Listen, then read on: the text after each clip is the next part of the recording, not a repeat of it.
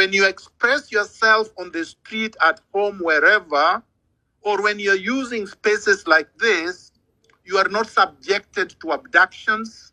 You are not subjected to threats like I've been receiving every day telling me that they are going to, quote unquote, deport me back to Canada, or they are coming for me, or that Ruto did me a favor by simply respecting court orders and the Constitution to allow me to return to my country of birth.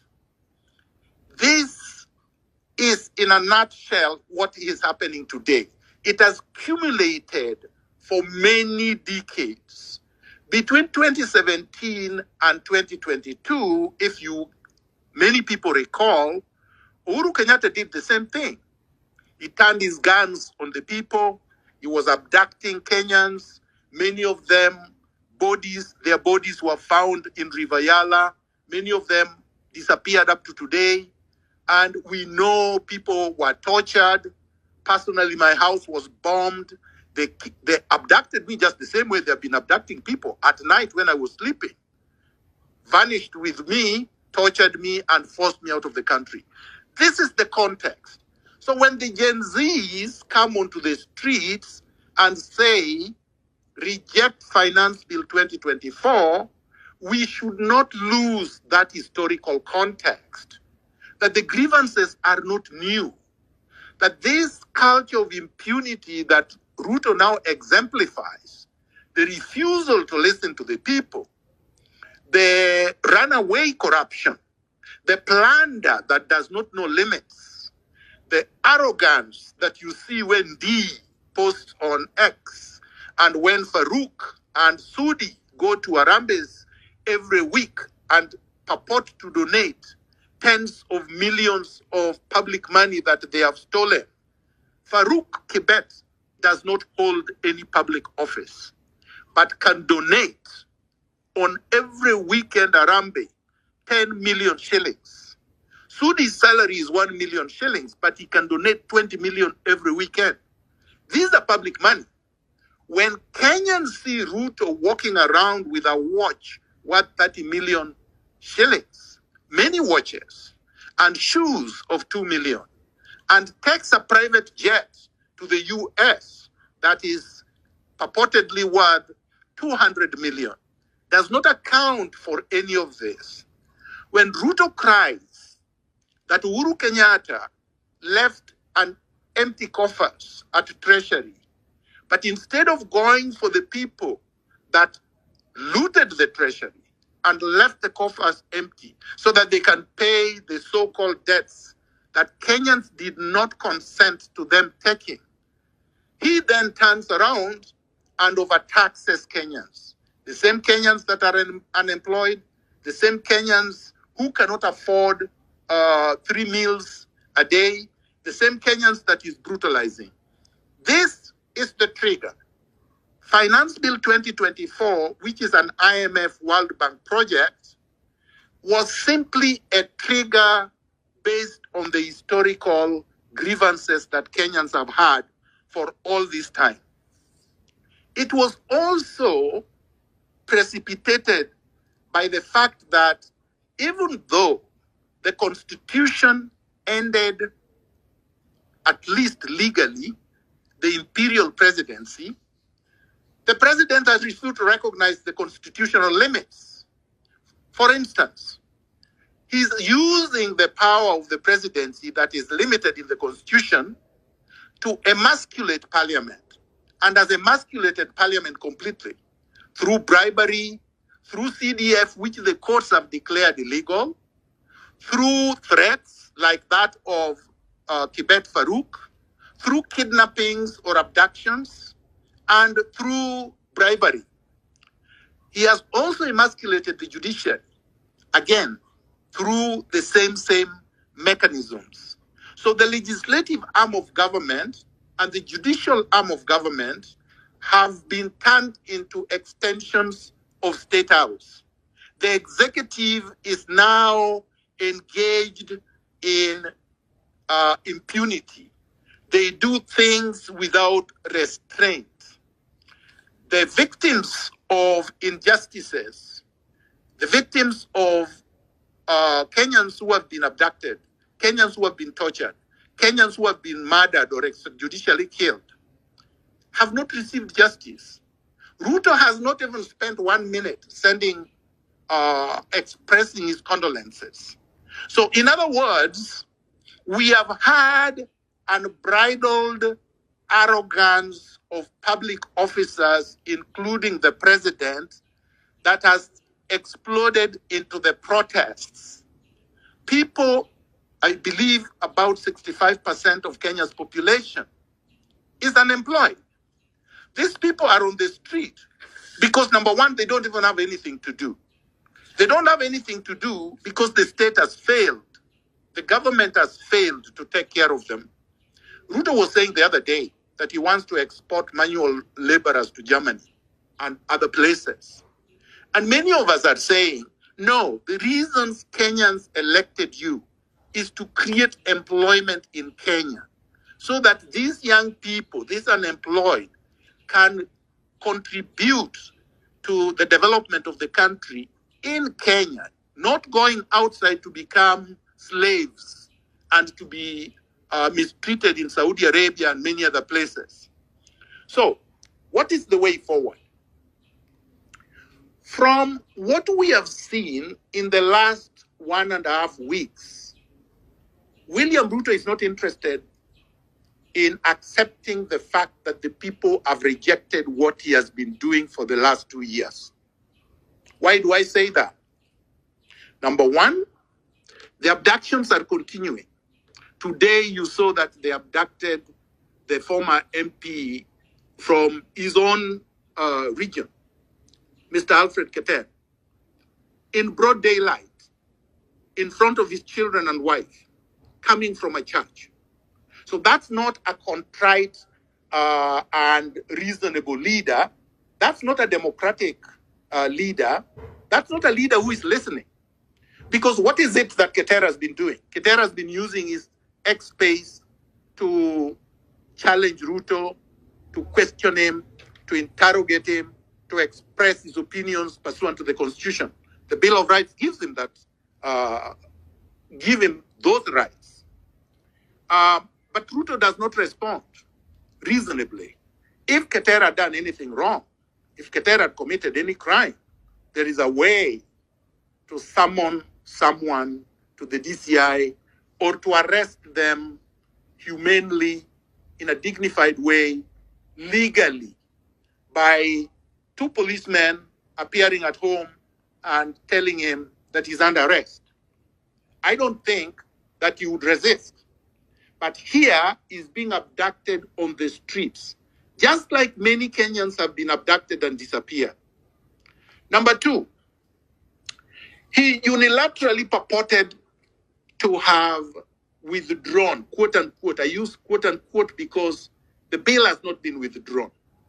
He purports that he withdrew Finance Bill 2024 and that he sent it back to the House. The law does not allow him to do that. The law simply allows him to reject the bill with a memo back to the House on what it is that he thinks should be amended or not amended. But he cannot unilaterally withdraw the entire bill. He's not allowed to do that by law, so he's just claiming that he did that. But why did he wait until too late? Some of us, I, for example, since 2023, I told him to withdraw Finance Bill 2023. It's a matter of public record. I also told him to withdraw Finance Bill 2024 before it was presented to the House, before it was debated, before it was passed. Kenyans demanded, even on the day of rage, on Thursday, when a few gallant youth stormed Parliament, they wanted Parliament not to preside over the passage of the bill. Ruto refused. Why did it take so many lives lost for him to purport, to reject, to sign the bill into law? And more importantly, Ruto, 2 days ago, signed the Appropriation Bill 2024 that authorizes him to spend billions, hundreds of billions of public money. The question is, what does Ruto care about?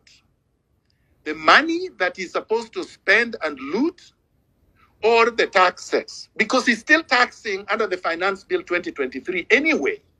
The taxes as of today are excessive anyway. They are punitive anyway. And those taxes are continuing anyway. If you go anywhere else in Kenya today, you will be taxed. So nobody is saying the withdrawal or the refusal or the rejection of Finance Bill 2024 has solved anything. It hasn't. And then it has not stopped Ruto from spending the hundreds of billions. The spending, the illegal expenditures continue. The stealing continue. The ostentatious spending continue. The abductions continue. The extrajudicial killings continue, which means Ruto is telling Kenyans, go to hell. He's putting his middle finger and flashing it to Kenyans. The last point. Ruto then purports yesterday and unilaterally announced that he has constituted some consultation or consultative youth engagement without reference to the people, without reference to the grievances, without knowing or understanding or appreciating the fact that the demonstrations was a vote of no confidence on the street pursuant to Clause 1 of the Constitution against his regime. He's not contrite. He called the protesters criminals. He said the criminals had infiltrated and had done all manner of things. But it is Ruto's goons, the police, the killer squads that are not dressed in police uniform, killing people on the streets. So this is the context. We are saying Ruto is incorrigible. Ruto has become ungovernable and must be brought to account. And the people of Kenya have a right under Clause 1 of the Constitution to bring him to account. They can do that on the street. They don't have to do that through Parliament because Parliament has been captured. Those suggesting that we go to court are missing the point completely. Law is an instrument of power, not the other way around. I studied law. Law serves the state. Law does not serve the citizens. The primary purpose of law is to serve the state. That is why the state enacts the laws. The citizens don't enact the laws. So, and the courts, the judges are employees of the state. The state pay them. The state protect them through weapons and muzzlemen. And the state can threaten them, can intimidate them, can bribe them, and are doing that already. That is how come a judge ratified the illegal deployment of the military on the streets. We don't have martial law in Kenya. We don't have a military dictatorship in Kenya, or at least we should not have. But we have the military on the streets. Ironically, we have a deployment of 2,000 police officers in Haiti. They are saying we don't need them in Kenya, but we need them in Haiti. But in Kenya, we need the military on the roads. So what is the way forward? Ruto expects Kenyans to be confused, Kenyans to be divided, Kenyans and Gen Zs, particularly Gen Zs, to say this is our movement. Nobody should speak about this movement. Nobody should purport to be a leader. Nobody should give us direction. They want that because they know that the staying power of any unorganized group is maximum of 2 weeks. So they're waiting. They're waiting for them to infiltrate. They're waiting for them to buy a few of the patriots. They are waiting to compromise them. They are waiting to use to reach them through their parents. They are waiting to basically for them to die through attrition. They are also waiting for them to start being opportunistic and fighting against each other and making contradictory demands. They know that they have the NIS, they have the DCI, they have the military intelligence, they have the bureaucracy, they have the CIA, they have the intelligence of the British.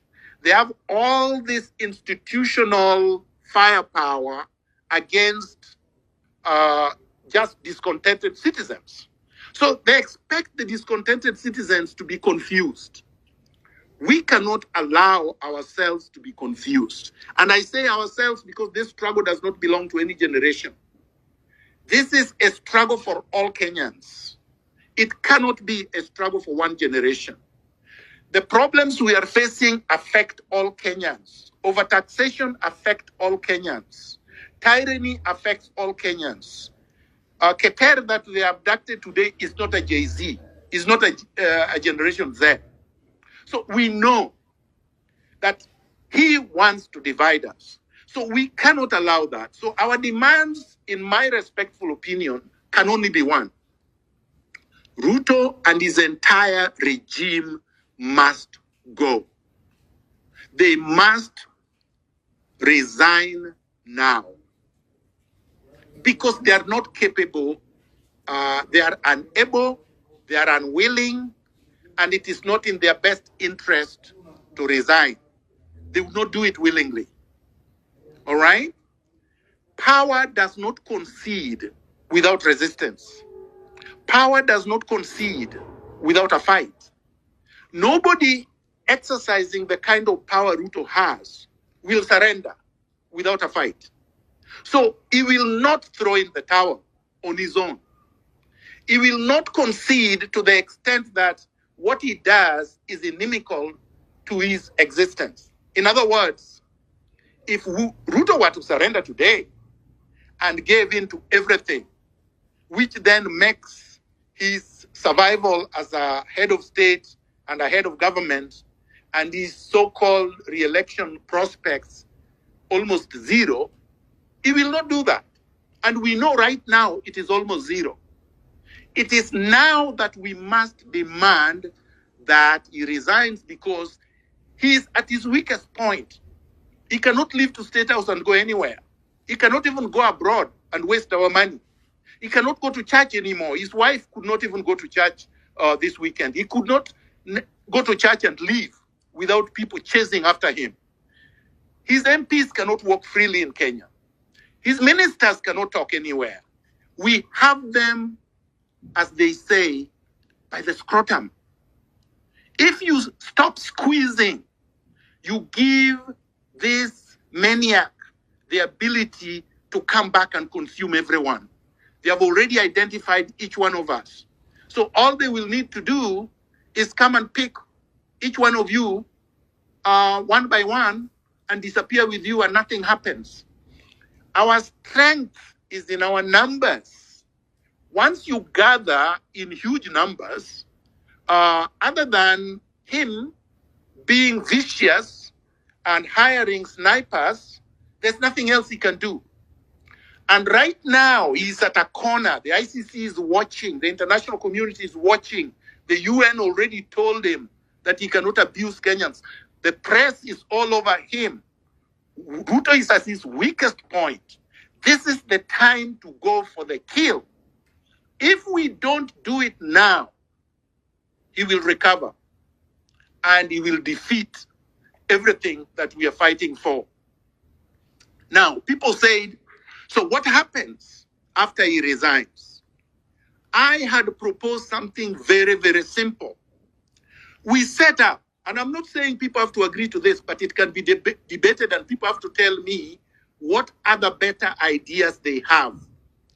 We set up an independent, a national transitional authority, which is voluntary, of 54 professional volunteers, comprising youth, men and women of integrity from all nationalities, all religious backgrounds.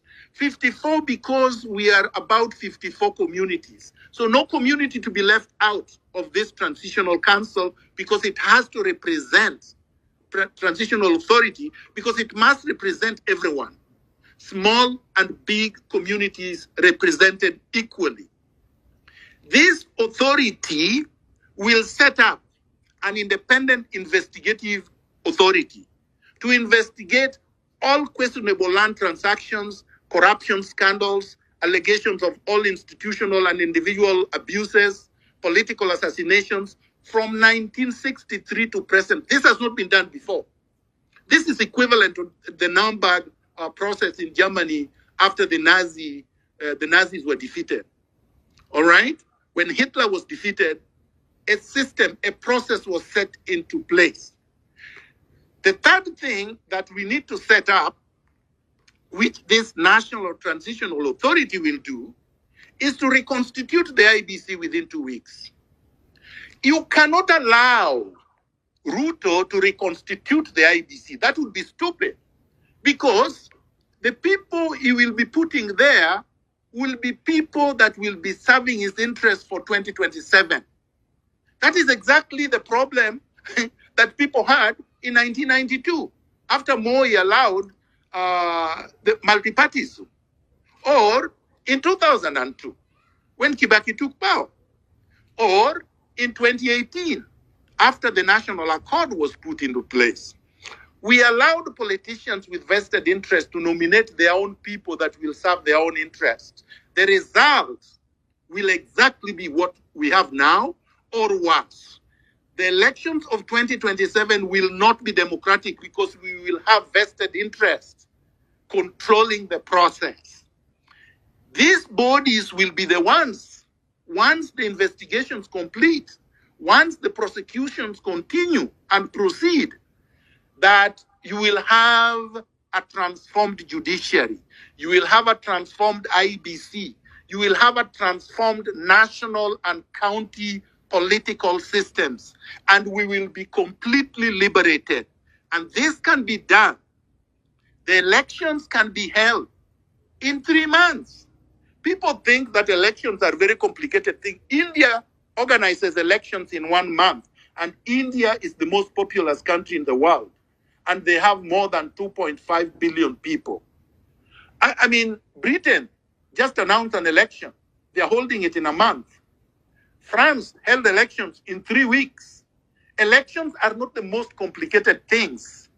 And in fact, Rosalyn Akombe, who is listening and is part of this discussion, and produced a report because she was part of the IBC in 2017, has recommended on a report I have posted on my handle at page 7 to 12, what it is that requires to be done with the IBC.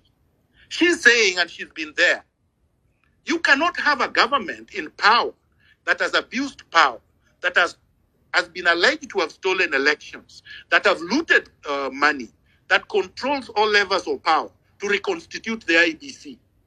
You would be a fool. It's like telling me you